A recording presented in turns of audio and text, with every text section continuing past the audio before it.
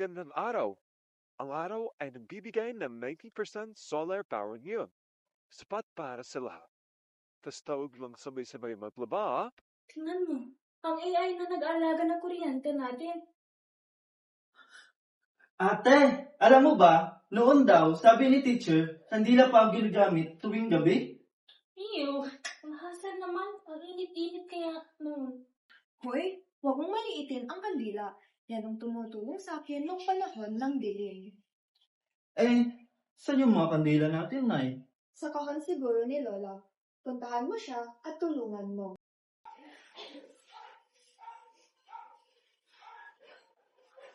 Lola, sabi ni Nanay, may kandila raw kayo?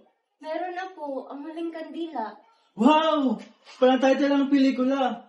Ano special dyan? Marami ka pang hindi alam ako. Teka, kunin natin.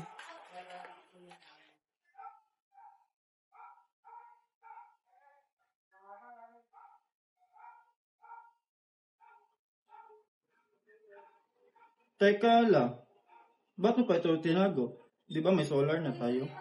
Kasi ito ang huling liwanag ng gabi na nawala sa amin yung tatay mo.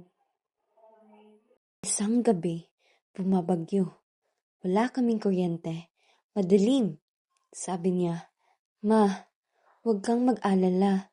Ibabalik ko ang liwanag." Sinindihan ko ang kandila yan habang hinihintay siya. Pero, hindi na siya nakauwi.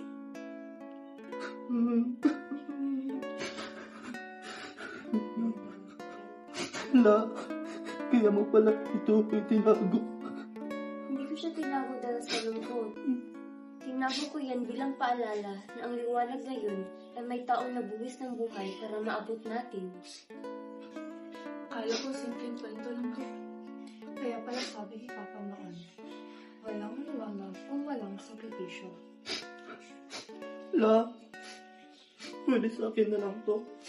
Sige ako, pertandaan mo, kung gusto mong maalala yan, kailangan mo malaman na ang liwanag ay hindi galing sa araw, kundi galing sa pag-ibig.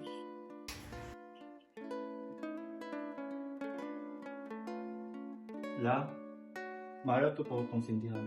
Sige ako, isa lang, para sa tatay mo.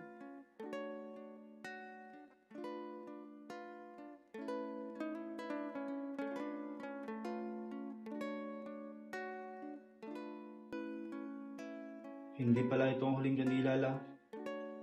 Ito pala ang unang ng ilaw ng puso natin. Power restored. Salamat sa paggamit ng malinis na enerhiya at sa lahat na nagbigay ng liwanag sa aking buhay. Saranghayan!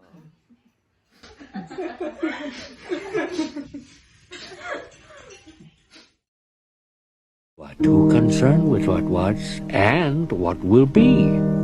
There's a saying, yesterday is history, tomorrow is a mystery, but today is a gift.